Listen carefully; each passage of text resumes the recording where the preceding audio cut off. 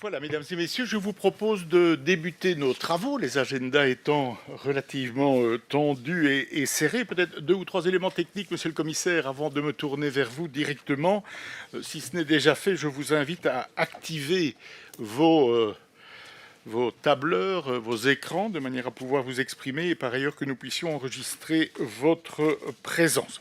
Nous avons l'honneur, j'y reviens tout de suite, d'accueillir monsieur le commissaire européen Sérafine, commissaire en charge du budget, aussi de la lutte antifraude et de la gestion administrative, à un moment très particulier. Je l'évoque dans quelques instants. Avant cela, nous allons désigner un rapporteur de nos travaux qui pourra en faire écho à l'ensemble de l'Assemblée. Y a-t-il une proposition? Oui, Madame Debu. Oui, Monsieur le Président, je propose Madame Warzé. Très bien. Est-ce que nous pouvons rapidement voter et acter que cette proposition est consensuelle?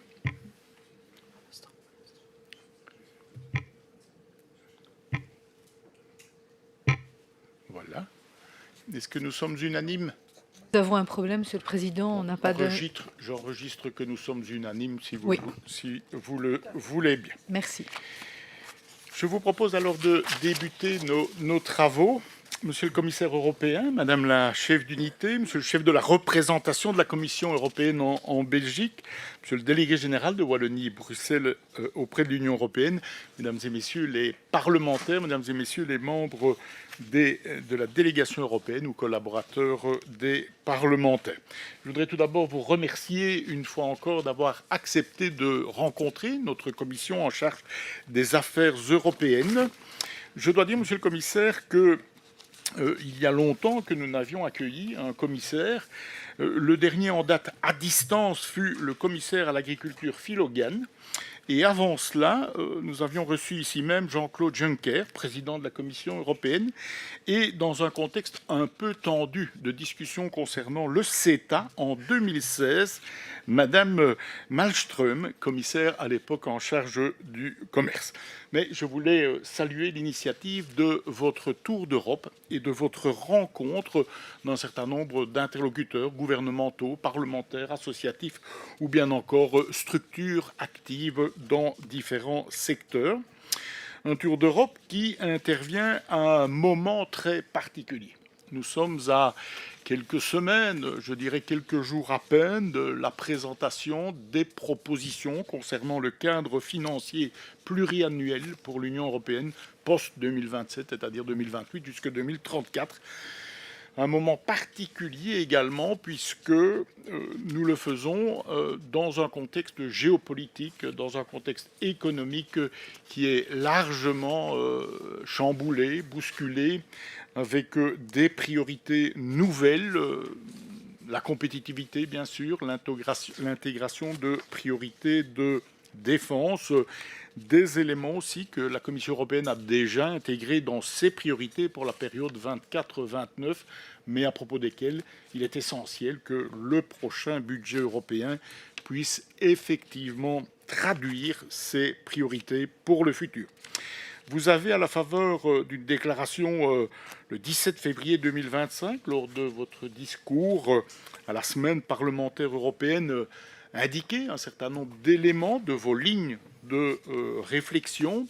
Vous ne serez pas surpris de l'attention toute particulière que nous avons réservée à votre communication à ce moment, ainsi que à des thématiques, nous les avons évoquées lors d'un entretien bilatéral il y a quelques minutes, liées notamment à la politique agricole, à la politique de cohésion, l'une et l'autre essentielles pour notre région, pour nos territoires, mais aussi, bien sûr, par exemple, à l'élément lié à la politique climatique et de résilience face à un certain nombre d'enjeux liés au climat, au cadre de vie.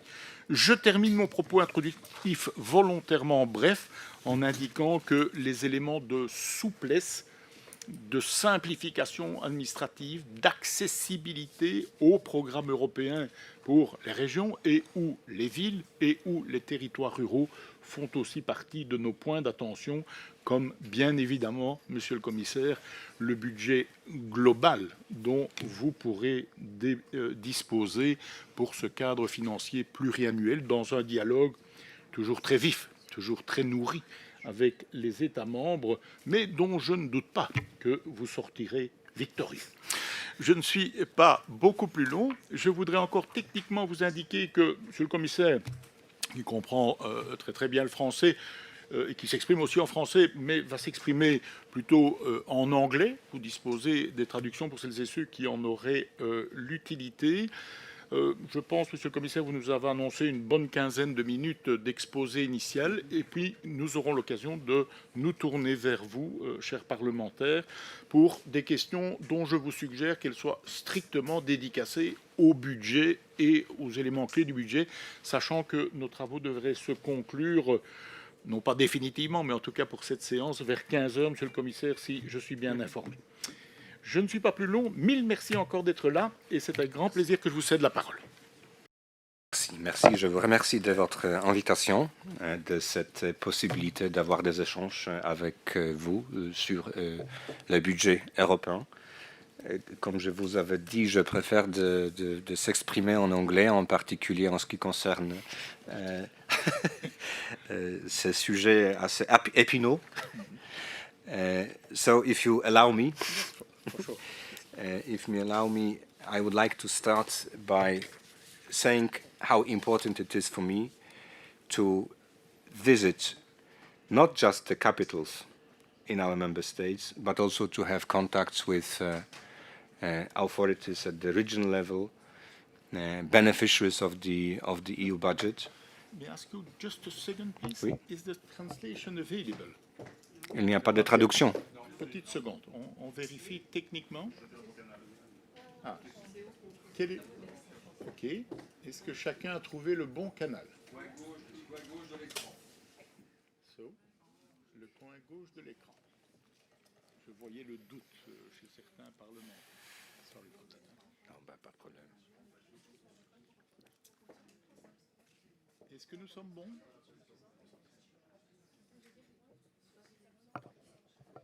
Parfait. C'est parfait pour tout le monde? Sorry for that. Would you like to start? On peut recommencer.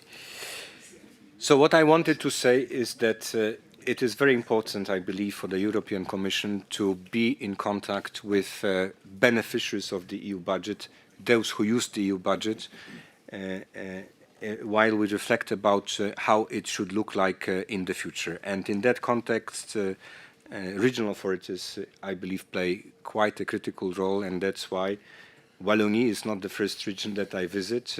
Actually, also your Parlement Réunion is not the first one that I visit. I try to do it systematically every time I go to our member states. When it comes to the future MFF, that, as you have already said, we are going to present very soon on the 16th of July. There are three elements that are clear. The first one is when it comes to the priorities. It is clear that in the future, we as Europeans would need to invest more into our competitiveness because of the growing competitiveness gap between the European continent and the US on the one hand and China on the other. That's clear. It is also clear that we need to invest more into our defense and security. You said, Mr. President, the geopolitical context has changed quite dramatically.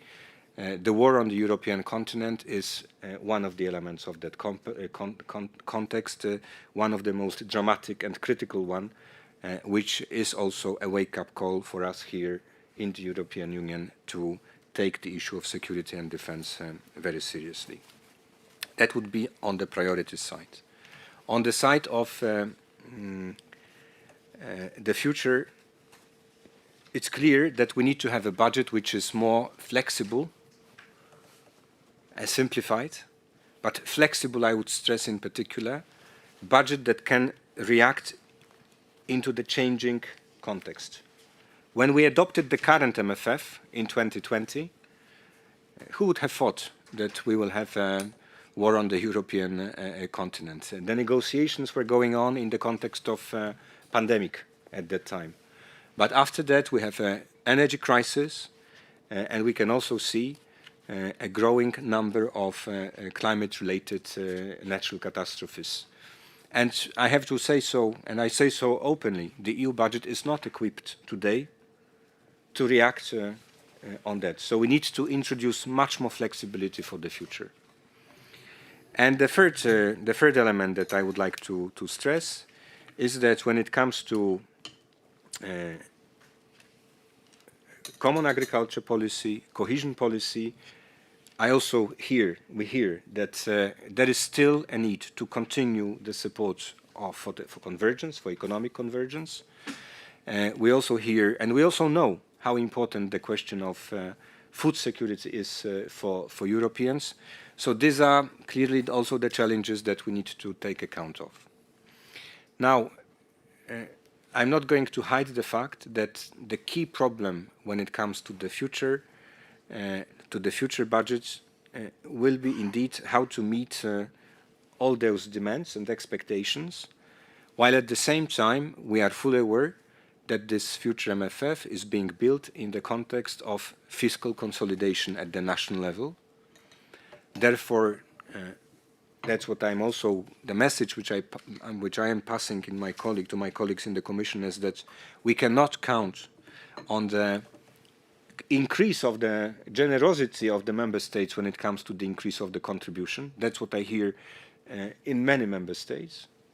On the other hand, we also know that the EU budget will be confronted with the need to pay back the debt related to NGEU that helped us to go through the period of pandemic and the energy crisis.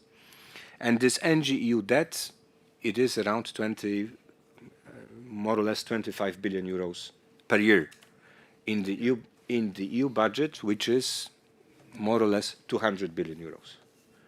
So you can see the scale of the problem which is there.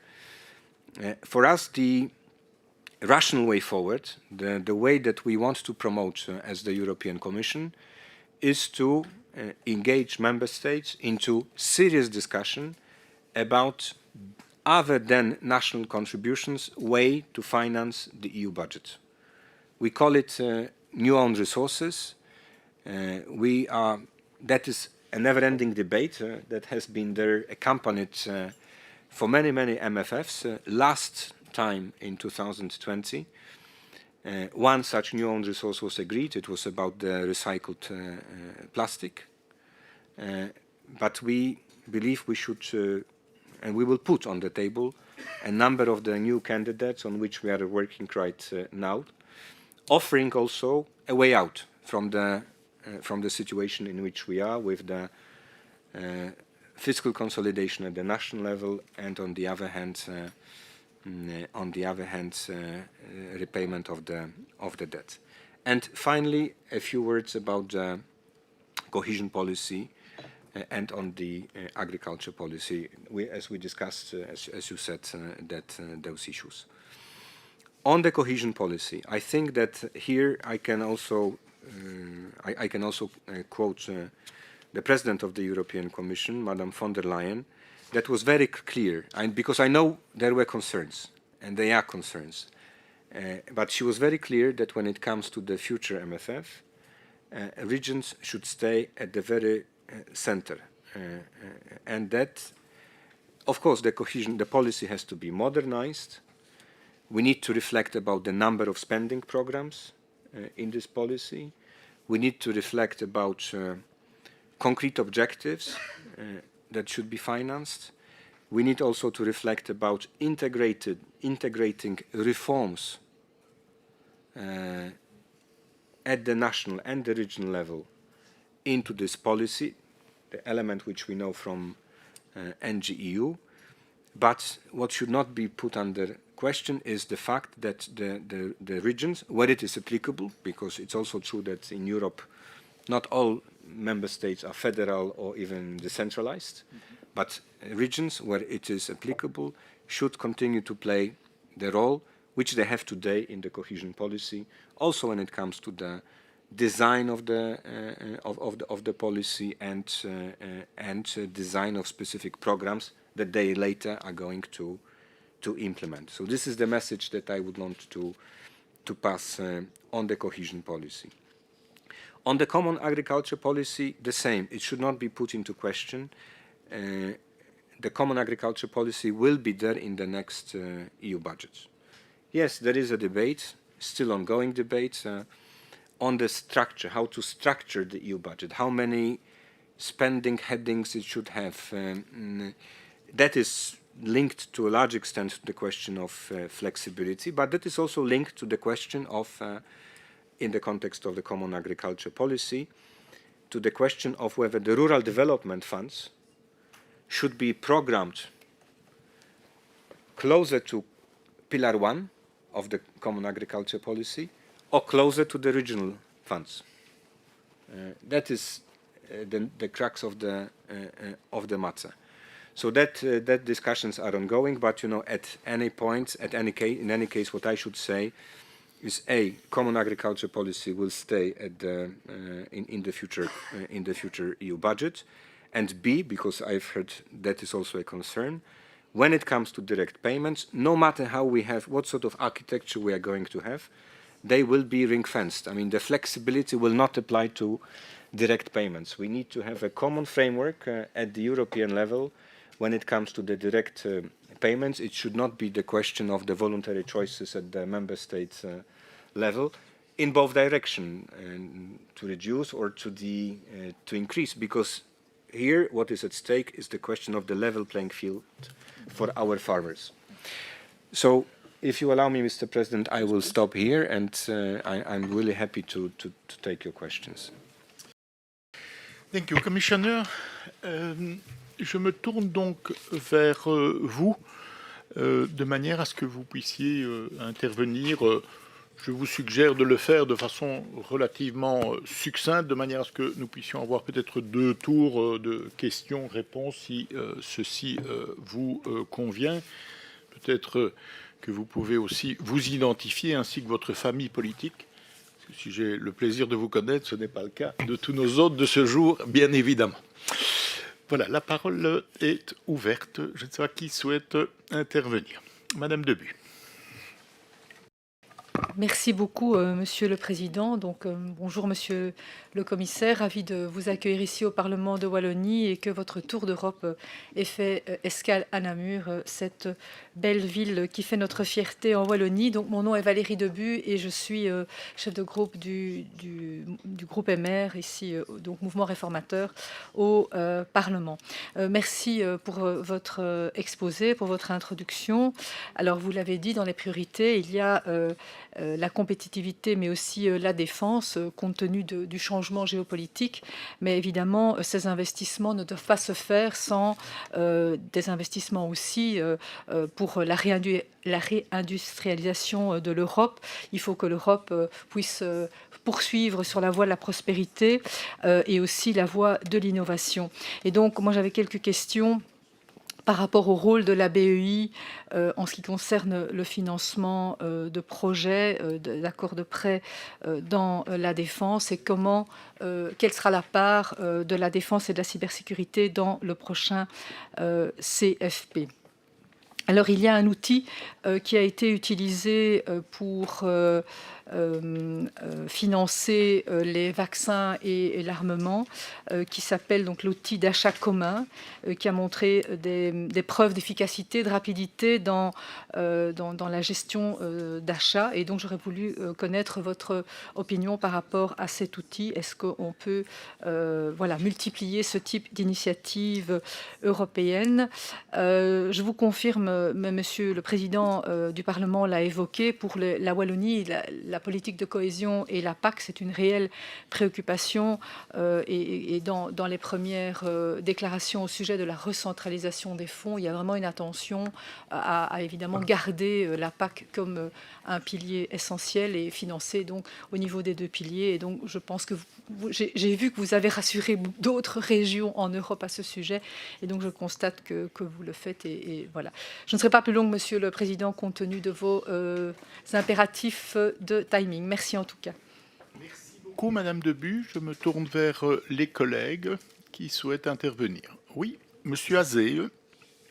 Oui, bonjour à chacun et chacune. Merci, monsieur le commissaire, pour votre présence ici dans cette commission, dans notre Parlement. Stéphane Azé, je suis le chef de groupe du groupe écolo, la famille verte au niveau européen également. Pour quelques questions, le premier point, c'est notre conviction que nous avons besoin de plus d'Europe dans ce monde aussi compliqué et avec les défis aussi importants que nous avons devant nous. Et je voulais donc voir finalement où en était la réflexion et les propositions à venir sur l'augmentation des ressources propres de l'Union européenne, puisque les défis augmentent, mais que les moyens potentiellement diminuent, si on constate la volonté des États de garder leurs moyens, et si on constate aussi le service de la dette qu'il faudra honorer.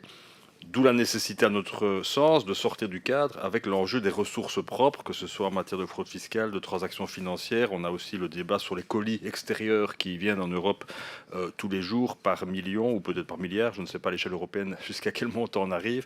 Bref, où en est cette réflexion? Deux, vous faire part de notre conviction de la nécessité d'aligner plus encore le budget européen sur les priorités environnementales. Avec le programme européen d'investissement, on était avec 37% des moyens pour les enjeux climatiques et les enjeux nature. Est-ce qu'on s'est allé vers 50% dans ce nouveau budget, dans ce nouveau cadre pluriannuel? C'est la question que je veux poser, en ce compris avec des enjeux comme le logement, où on sait que la connexion est évidemment extrêmement grande. C'est aussi la question du principe des NSH, pas d'impact significatif. Est-ce qu'à un moment donné, ce principe qui a été retenu pour le plan européen d'investissement vient aussi dans le cadre pluriannuel? C'est un enjeu important que je voulais évoquer.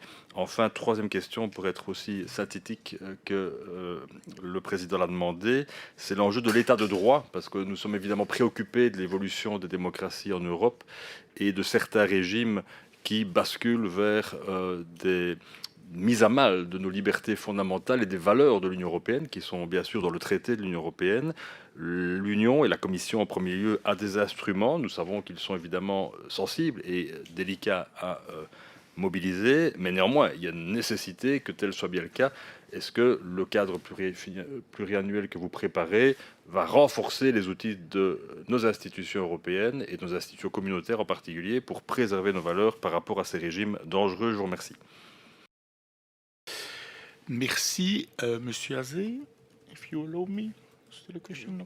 Oui, je vous en prie, Madame Lamblin, pour le groupe PS.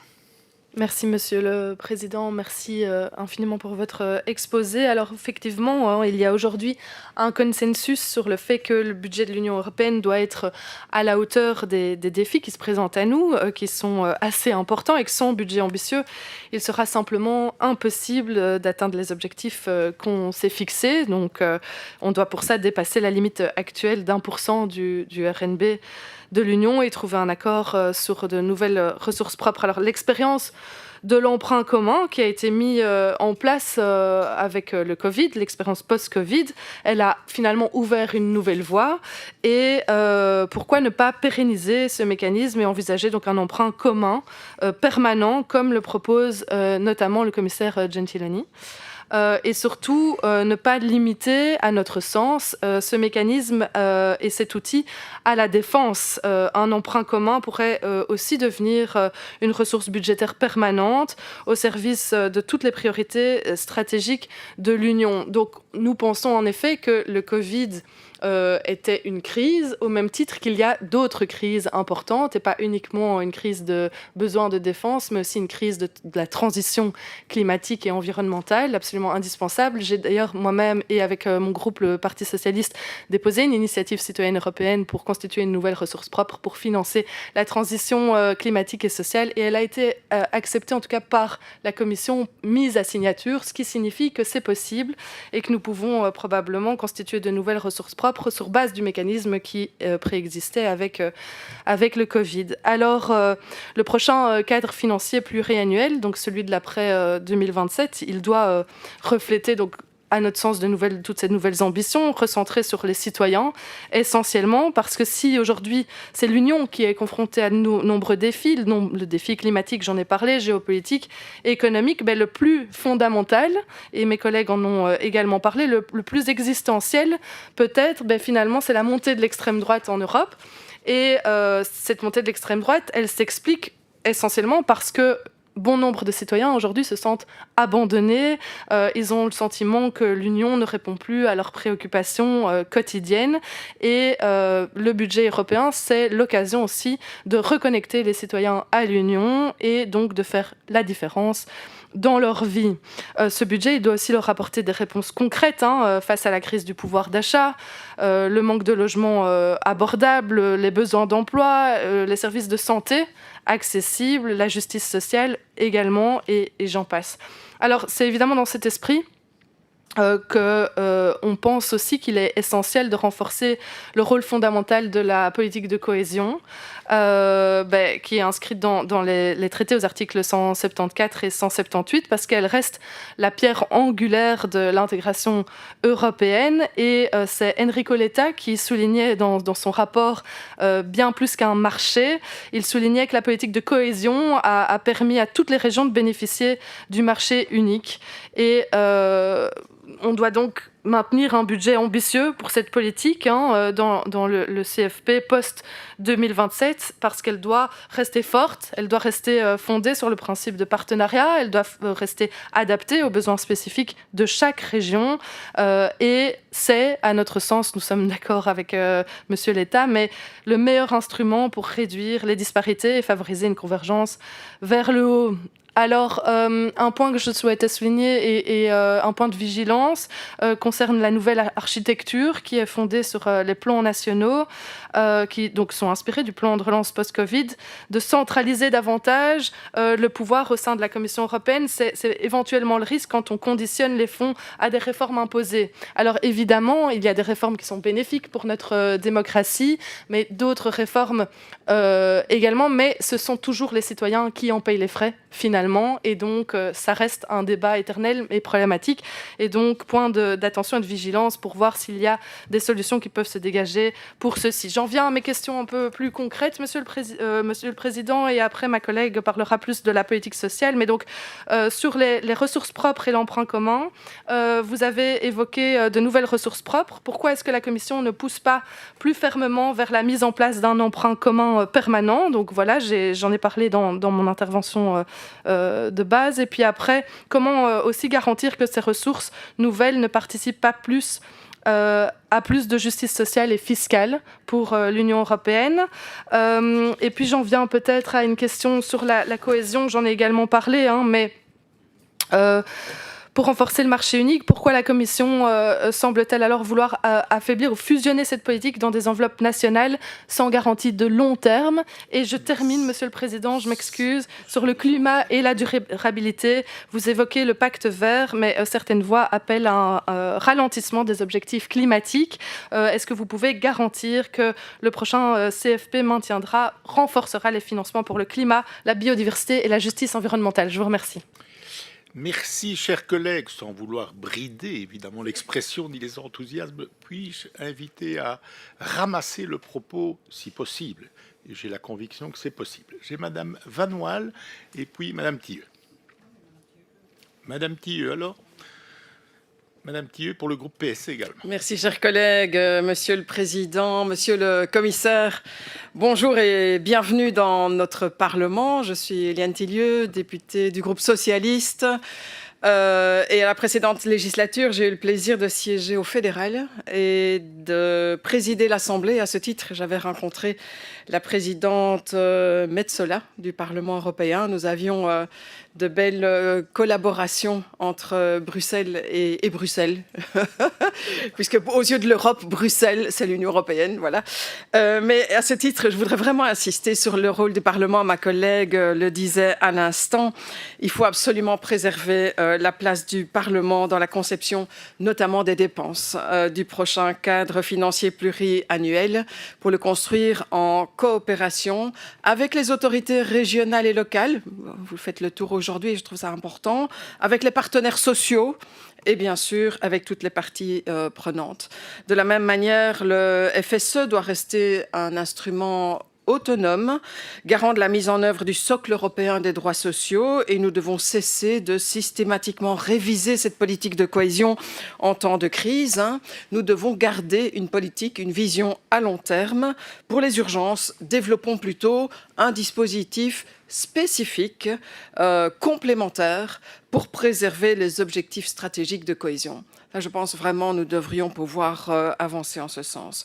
La compétitivité des entreprises ne doit jamais signifier dérégulation. Et donc, il n'est pas question que cela se fasse au détriment des droits des travailleurs. L'objectif économique doit rester clair.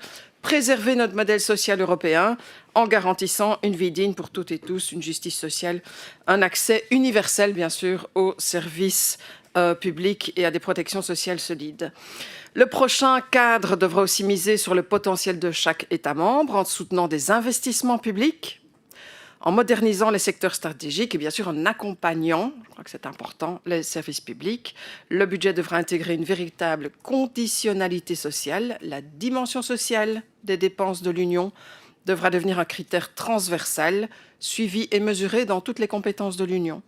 Le respect du droit du travail, des conventions de l'OIT, des accords collectifs devra aussi être garanti dans toutes les politiques budgétaires. De même, le respect des valeurs fondamentales de l'Union, à commencer par l'état de droit, Monsieur le Président, doit rester une condition incontournable à l'accès des fonds européens. Elle devrait être renforcée, cette conditionnalité, pour mieux protéger notre budget des dérives autoritaires. En somme, il ne s'agit pas seulement aujourd'hui d'un débat comptable, il s'agit du projet européen lui-même. Quand on regarde au travers du portefeuille, du porte-monnaie, on voit quelles actions on peut entreprendre et comment on peut les entreprendre et quelles conditions, évidemment.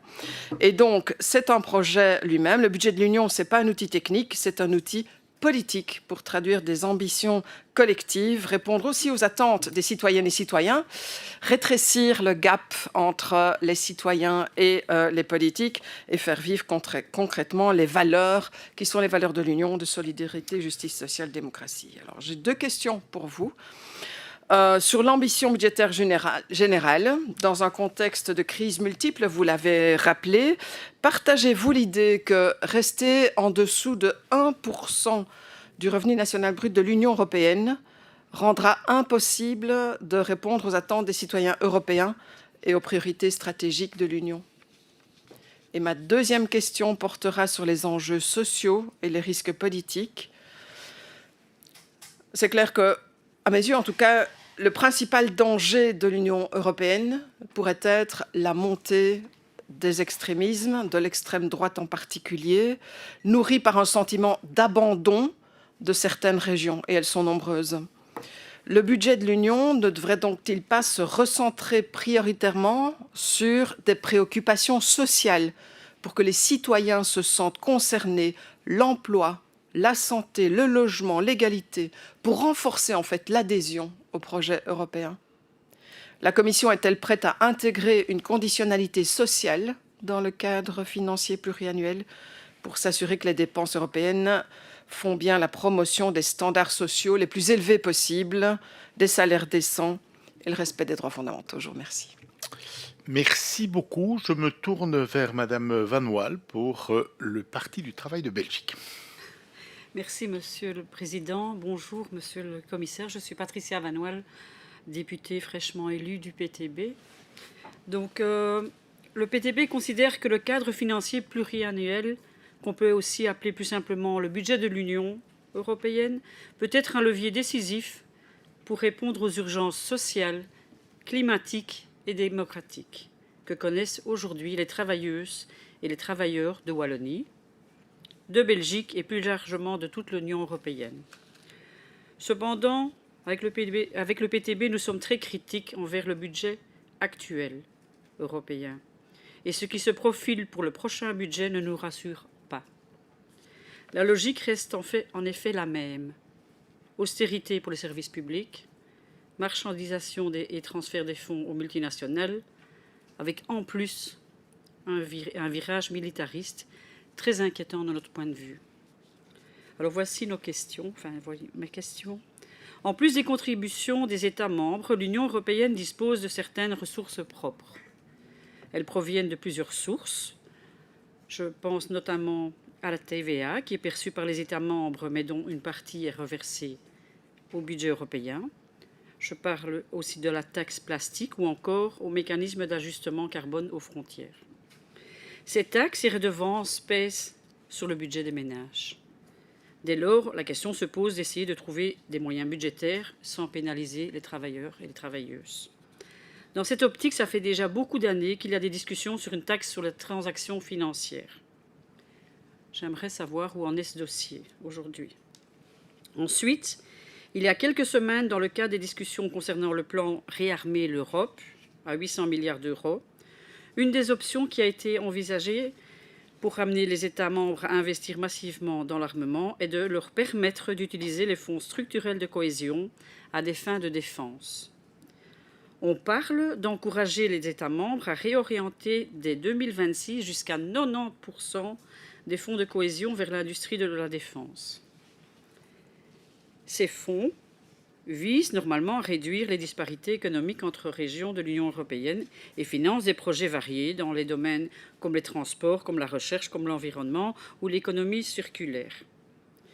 La région wallonne est une bénéficiaire importante des fonds de cohésion. On parle ici de près de 2 milliards d'euros pour la période 2021-2027. Je voudrais donc savoir, Monsieur le Commissaire, où en sont les discussions sur cette piste. Est-ce que la ponction de ces fonds à des fins de réarmement ne va pas mettre en danger certains projets en Wallonie? Et si oui, est-ce que vous assumez ce choix de remettre en cause des investissements sociaux et écologiques au profit de l'armement? Voilà, j'en ai terminé. Merci, chers collègues. Voilà un large panel à la fois d'expression, de conviction et d'analyse politique, mais aussi de questions. Je me tourne vers vous, Monsieur le Commissaire. Je pense qu'on n'a pas encore beaucoup cité le mot recherche. Donc je me permets d'ajouter un élément lié à la recherche. On sait à quel point c'est important, en ce compris en notre région. Je vous cède bien volontiers la parole. Merci, monsieur, pour toutes les questions et pour les propos exprimés dans ce débat. Let me start with, I will start with the Competitiveness Fund, the fund on which we are also working. I think that would very well fit into the questions on the role of the European Investment Bank, on the European reindustrialization, on the role of the research, and also partly on the role of the defense in the future EU budgets. The assessment that we have in the Commission is that Europe and Europeans were very good in creativity and in research. Our problem vis-à-vis the US or China starts with innovation that has to be transformed into the industry. To go through this transformation, we need to go through the startup phase and scale-up phase. And that's where we are losing out. Too many European startups end up in the US. When we, for example, talk about the area of digital transformation or even in the area of pharma. That's why we believe that the EU budget, and I didn't come here to create the impression that the EU budget is going to be much bigger than it is today. I appeal to all pro-Europeans also do not create that impression, because then there will be a lot of disappointment. We have to be reasonable and rational when we think about what is possible and what is not possible. But what is possible, for sure, it is possible to better manage the money that we have. And in the context of our competitiveness linked with innovation, reindustrialization, yes, we need to reduce the number of spending programs, very fragmented. We have a list in the area of competitiveness. We have, depending how we count, 12, 14 spending programs, small programs, with different rules, sometimes with overlapping scope. This architecture does not allow us to make progress when it comes to the competitiveness. So we want to concentrate those programs. we also want to build much closer links with the Horizon, the European flagship program for research. It should be also integrated into the Competitiveness Fund. It should preserve its autonomy. It should preserve the role for the researchers. But in particular, when it comes to the applied research, as we will do in the deployment part of the Competitiveness Fund, also in the applied research part, we should expect concentration of the available resources on the strategic areas that might be key for the European development. And here I'm talking, that's the reference also to the questions on the role of the green transition in the future EU budget. Yes, here I am talking about green technology, because this is one of the sources of our competitiveness. Here I'm talking about digital technology, because this is an area in which we have to invest, and an area where we are lagging behind the most vis-à-vis the US. Here I'm talking also about biotech, again, a critical area for the development. And here I'm talking also about the defense and space. And I believe that when it comes to the defense and space, it can also be the source of not only the guarantee of our security as the continent, but also the source of our economic strength, the source of innovation. And that's why it should also be part and parcel of the future competitiveness fund. So we know we are going to have limited resources. When it comes to research, yes, we should have more money when it comes to research, despite the tough conditions and the fiscal situation. And we can even afford to have grants. And to be frank, I believe that when we invest in research through the EU budget, we are actually getting more and better outcomes than when it is done through the national budgets. I tend to say that, you know, if it is cheaper for sure to concentrate effort and invent the will, if there would be such a need again, as 27, than to invest into separate 27 programs and work in parallel. This is the message which I have for the finance ministers. When we do it together, we might actually be more effective. We will do it cheaper. But so this is on research and the EIB here. It's clear for research we should afford to have grants, but when it comes to the industrial policy deployment, we have to, because resources at the EU level will be limited, they are also limited at the national level.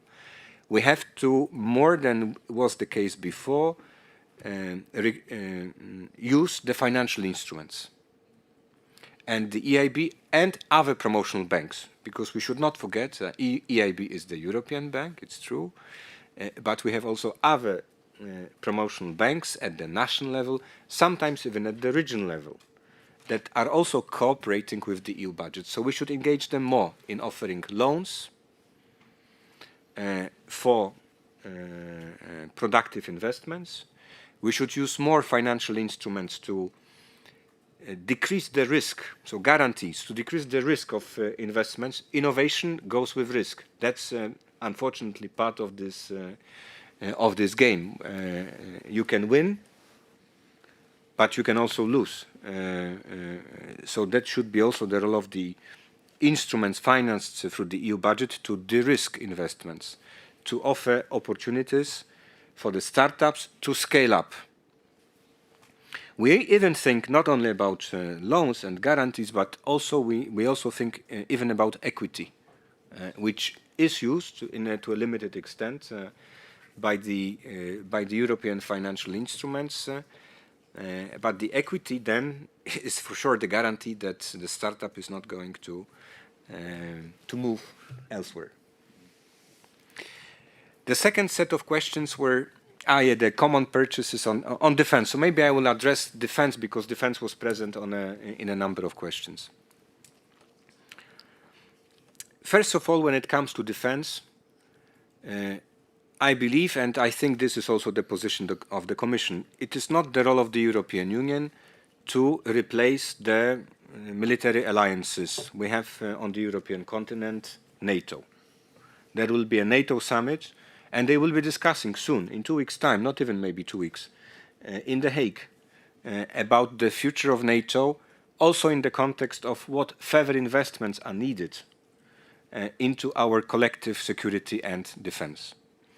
So what is the role of the European Union? We are not there to replace NATO, but most of our member states are also NATO members, and all of our member states care about the security on the European continent.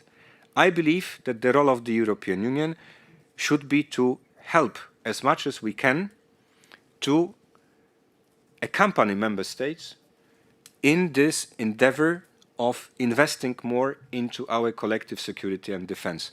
And that's the fact. That is going to happen. This is taking place right now, and that is also going to happen in the future. I mentioned already the role which I see for defense in the competitiveness fund. There is also, I believe, the role for defense in the cohesion fund. We talk, and that is the message about to the cohesion, to the regions, but also to the cohesion countries. When we talk about defense, we do not necessarily talk about buying tanks. Not always, at least. We are talking about, for example, about our infrastructure, dual-use infrastructure. In the NATO jargon, we call it military mobility, but it is about dual-use infrastructure. We need it in Europe, otherwise we will not be ready in case of a war. It can be helpful and useful also for the regional development. Also at the regional level, I think there is a lot of potential investments in R&D, in industrial development. Wallonie, by the way, I think is one of the leading regions when it comes to the defense sector. But it should not be for Brussels to decide on your behalf how are you going to spend the regional policy money. And that is the direct answer to the question which I got. The mid-term review and the presence of the defense objective in the mid-term review of the cohesion policy, it's not an obligation, it's an invitation for the regions to engage also into investments in that area. And I believe, that is also the way how we are going to structure it in the future MFF. But it's clear that the resources for defense and security in the future budget has to be bigger than they are now. Now we have this MFF, 1,200 billion euros for 7 years. Around 15 billion euros, 1.5, is for defense. It has to be more, no doubt about that. But it will not be commensurate to the discussion that is going to take place in The Hague. They will be discussing not about 2% of GDP. They might be discussing about 3.5 or maybe even 5% of GDP. The role of the European Union is to assist, as I said, the member states and to also stimulate common projects. Not necessarily common purchases, because, for sure, it is not for the Commission to buy military equipment. But for sure, the financial instruments that we offer should incentivize production on the European soil, because spending such massive amount of money, it could either work for our economy or it can work for the economies of other countries.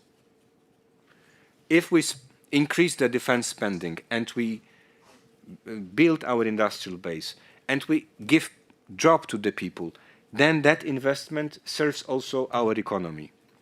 If we increase the spending and buy from the outside, then we simply transfer the money from the European continent elsewhere. Of course, I mean, that will be part of the equation as well, I know. But at this point, you should know that 80% of the new military equipment bought in Europe in the last few years was bought outside of Europe. This is an issue that we have to address. And as the European Union budget, we should stimulate, as I say, incentivize common purchases, because ultimately it is also in the it is the way to spend those money wisely. We maybe don't need to have a plethora of tanks, one tank type of tank produced in each of our member states, but by buying together, by ordering together, we might indeed increase the efficiency. Now, if you allow me, I will move to the question of own resources. On own resources, what is the state of play? The previous College of Commissioners put on the table proposals. It was about ETS 1, Emission Trading Scheme 1, Emission Trading Scheme 2, Carbon Border Adjustment Mechanism, and also the statistical own resource related to the corporate profits. Since then, the discussion was going on in the Council, and I have heard that, by the way, during the Belgian presidency, there was even an opportunity to have an agreement, but only on one of those candidates, Common Border Adjustment Mechanism. If I understood correctly, there was a criticism in one of the interventions about this mechanism. I will defend it.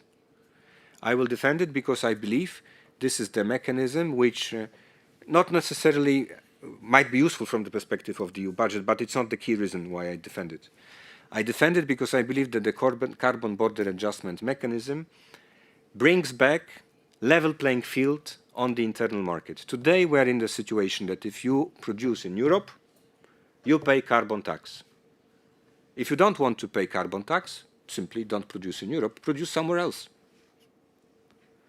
And the carbon border adjustment mechanism is there to restore the level playing field, to address this injustice, in my view. And that's why I think it was also quite popular with our member states.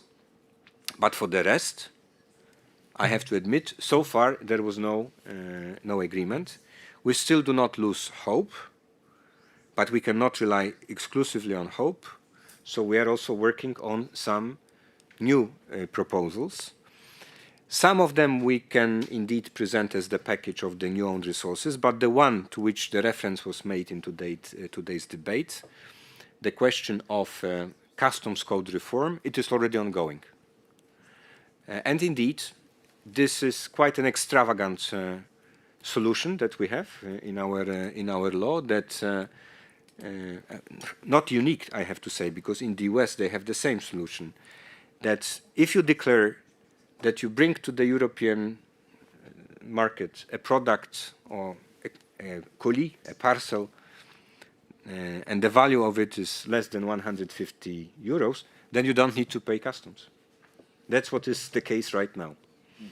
We believe, of course, that you should pay customs duty, and even more, this business of parcels, last year, 4.6 billion parcels, so 10 parcels per average European. This is a very bad, not only for our small and medium-sized enterprises, but it has a dramatically negative impact on environment. We know nothing about the safety of products, and we have reasonable, yes, and we have reasons to expect that it is not necessarily working well. Rule of law. So now I will need to. So anyway, we will go further when it comes to the own resources. You asked a specific question on the financial transaction tax. Well, that's a long saga, I have to say. The idea was still there in the 70s, and I think the attempt that was made, last attempt was made 10, 15 years ago. Not all member states agreed to work on it. Then the group of avant-garde have decided to work on the financial transaction tax, but they also failed. So here I will not promise you that financial transaction tax will be part of our proposal, but what I can promise you is that I know, and this is one of the dimensions of our reflection, that when we put new proposals on the table, they have to the extent possible, avoid negative impact on competitiveness and on the citizens. It's not easy, as you know. I mean, there is, but we are also discussing about such measures that would meet that test in 100%. They might not be enough, so we might need still to keep on the table some other proposals. Then the rule of law. The rule of law in the next MFF. I'm in charge, as you said, Mr. President, of anti-fraud as well. I'm in charge of one regulation, the conditionality regulation. I like this regulation a lot, and also because it is very straightforward. It is the regulation which is there to protect European taxpayers' money against fraud. So if we have doubts, we see problems with the rule of law in one of our member states, one or the other of our member states, and we see that the deficiencies in the rule of law might have direct, indirect impact on the protection of the financial interests of the EU budget, we can activate that regulation. That regulation will be there in the future. But I was talking about the reformed cohesion policy, reform and investments dimension that we know also from the RRF. That dimension, as I said, will remain, will stay. And one of the key reforms that, yes, you can expect at the national level, these are reforms related to the rule of law, to how the rule of law mechanisms work at the national level, be it in the context of judiciary, being in the context of the fighting with the corruption, anti-fraud. So this dimension will be there. There is also today the dimension of the Charter of Fundamental Rights in the so-called enabling condition in the cohesion policy. That will need to evolve, but I can assure you that we do not forget about the Charter of Fundamental Rights, and we need to integrate the various dimensions of the Charter of Fundamental Rights also into our future MFF. That leads me I mentioned Charter of Fundamental Rights. I can smoothly move into the social dimension of the and climate. Now, on the fund itself, European Social Fund. Again, I'm not going to hide, there is a debate on how many spending programs we should have in the future EU budget. If, for example, somebody says, maybe we should integrate ERDF and ESF and Just Transition Fund, it is not that we believe, we don't like the objectives which the European Social Fund is to achieve. But we believe that by integrating funds, by having one legal base, we make actually the use of the cohesion regional policy money easier. Because what we see right now in the cohesion policy, I mentioned three, I could mention also modernization fund, for some countries cohesion fund, Interreg, we have separate legal bases with different eligibility criteria, with different time frames. Please, and you know it better, but you can also talk to people who implement funds on the ground. What do they think about, sometimes they want to have a project and use part from ERDF, part from the ESF. It's almost impossible because it is so complicated. This different eligibility rules, it also results in what I see, and I get it from Luxembourg, from the European Court of Auditors, error rate. People who don't like Europe then draw a caricature and they say, error rate, it's a rate of fraud. No, it's not a rate of fraud. Error rate is in most of the cases a rate of administrative mistakes which are linked paradoxically, or not paradoxically, but linked in most of the cases with eligibility criteria that are different among different spending programs. So that's why I've heard what you said, but that's why we are seriously reflecting about indeed merging or spending programs from the cohesion policy. The question is how to guarantee that then in the national programs, in the regional programs, that still this objective, the objectives related to the social dimension of the EU budget, housing, yes, indeed, this is also one of the priorities that could be financed through the cohesion policy, how we guarantee, while still preserving certain flexibility for the member states, but how we guarantee that this dimension is present. And the same refers to the climate dimension. I was referring partly in the context of the competitiveness fund to that question. Again, I'm not going to hide. There is a debate about whether you should put a specific percentage, you mentioned 50%, into the EU budget. It's clear that that would have an impact on the flexibility. It's clear if we put 50% of climate in the next EU budget. It is also clear, and that I want to stress, that with the next MFF we will be obliged by the financial regulation, by the law which entered into force last year, to apply do not significant harm principle. That is going to be our obligation. I believe, and this is also the scenario that we need to test, that through that principle we can guarantee not only the climate friendly nature of the EU budget, but also consistency with the biodiversity objectives and other objectives that we might have related to the environment. So this is, yes, indeed, I'm not going to hide, this is one of the issues that we are debating about. They tell me I need to go, I need to leave.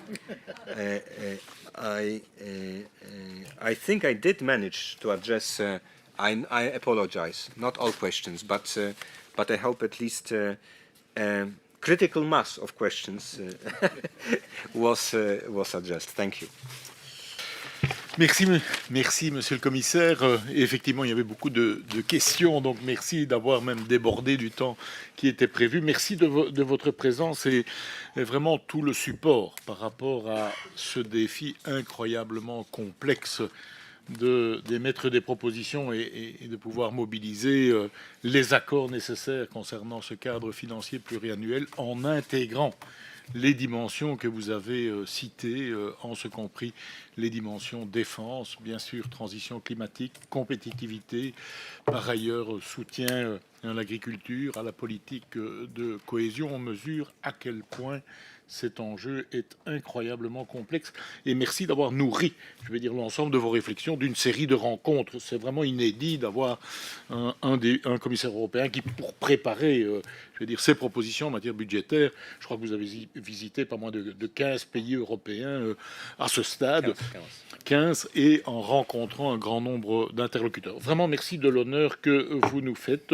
Nous suivrons évidemment ces travaux avec la plus grande intention dans les prochains jours et prochaines semaines. Je ne suis pas plus long, je sais que votre agenda est encore chargé, notamment aujourd'hui, mais aussi dans les prochains jours. Merci également à votre équipe et nous restons en contact pour poursuivre ce dialogue avec le plus grand plaisir. Et pour la bonne forme, vous connaissez les parlements, je dois acter la confiance qui est faite au rapporteur et, si vous le voulez bien, au président également. Pas de problème à cet égard. Merci infiniment et merci à vous. Thank you, Mr. President. Thank you, sir. Many thanks.